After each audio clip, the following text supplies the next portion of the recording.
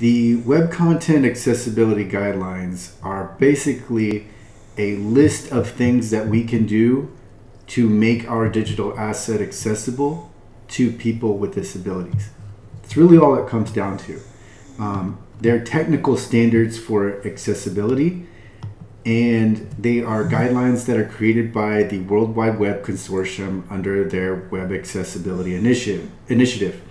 The W3C is a nonprofit, non-governmental international agency, it's a community that works together to develop web standards. So essentially these people are trying to make the web more uniform. They maintain various standards, for example, HTML, CSS, etc. And these standards are so that designers and developers have frameworks to work from when building websites and applications and whatever else. And Wcag, the Web Content Accessibility Guidelines, are another set of standards that are specific to web accessibility. The good thing is that these standards can apply to other digital assets as well. Some not perfectly, but the concepts and the principles still apply. So the Web Accessibility Initiative, or WAI, is one of the W3C's primary initiatives, and the WAI develops guidelines and materials to make the web more accessible to people with disabilities. So WCAG has 3 conformance levels, and they are A, AA, and AAA. And these conformance levels are available for each version of WCAG. So in 2008, version 2.0 was published, and I call this the classic version of the Web Content Accessibility Guidelines. 2.1 was released in 2018, and to me, this is the present and current version, and 2.2 is expected in 2022.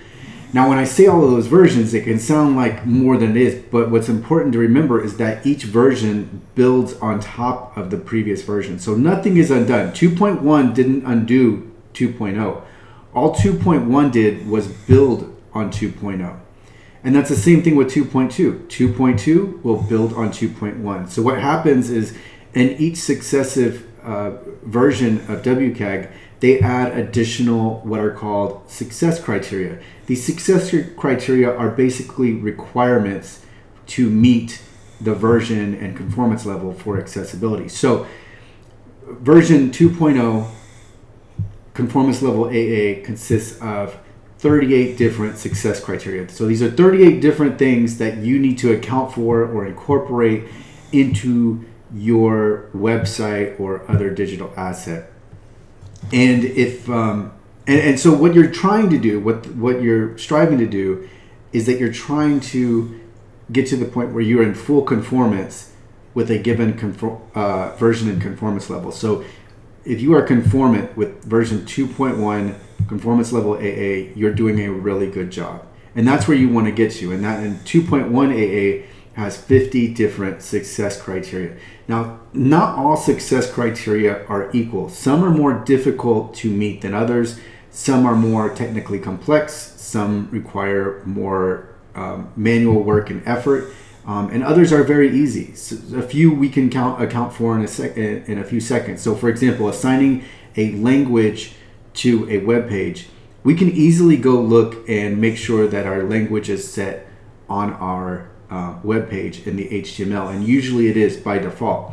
So that's very, very easy and a very easy accessibility consideration to take into account. I'm looking through my notes. So with the different conformance levels, think of them as level A creates a basic level of accessibility. Level A is very, very important. You will often see level A success criteria involved in litigation. These will be what complaints or demand letters consist of is complaints from level A. Level AA creates a strong level of accessibility, and level AA has been referenced over and over again as a legal standard, both in regulation and in case law. So level AA conformance is where you want to be. AAA conformance creates an excellent level of accessibility. However, it's not always practical to be AAA conformant. where possible, it's nice if you are AAA conformant, but it is not seen as it's not a necessity. And a single requirement is called a success criterion. When you're referring to the plural, it's success criteria. And so that is basically all. 2.2 is coming supposedly at the end of 2021, but it's been over a year since it was supposed to come last year, so we just don't know. But it does take a while for these different versions to become finalized, and understandably so, because they are relied upon as technical standards.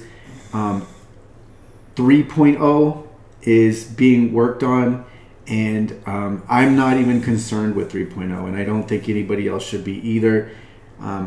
The good thing is that 3.0 is going to be like more of a new scoring system than it is different accessibility principles. So what is important is that you've got these considerations incorporated into your website. What is not important is that you're focusing in on the different scoring systems.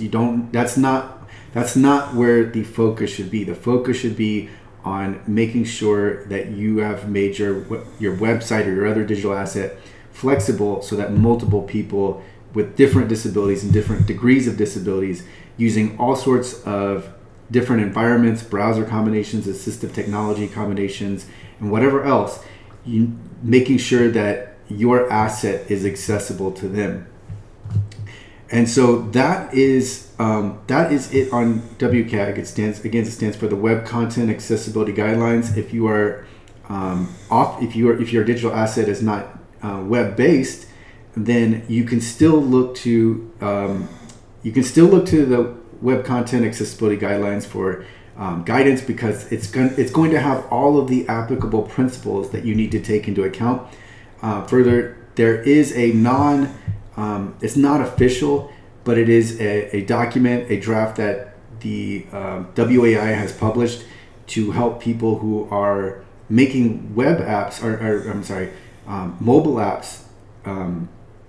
They're looking to make mobile apps accessible. There's a document that speaks to how Wcag relates to how making a mobile app accessible.